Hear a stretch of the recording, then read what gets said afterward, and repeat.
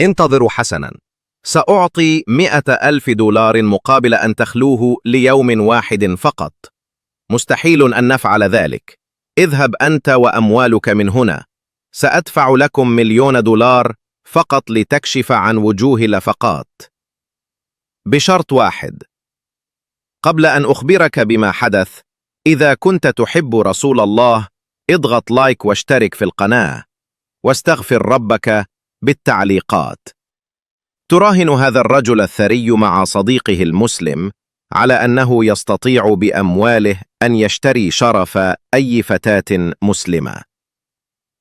وعندما وصل العرض إلى 1,000,000 دولار، قالت الفتيات، وعندما أغلق عينيه قاموا بصب المال عليه أمام أعين الناس، ثم قالوا له بصوت عال: شرف المرأة المسلمة أغلى من كنوز الأرض بأسرها، يا غبي أنت.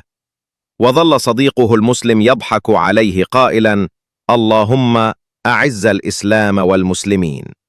ولا تنسى أن تضع لنا لايك دعما لنا.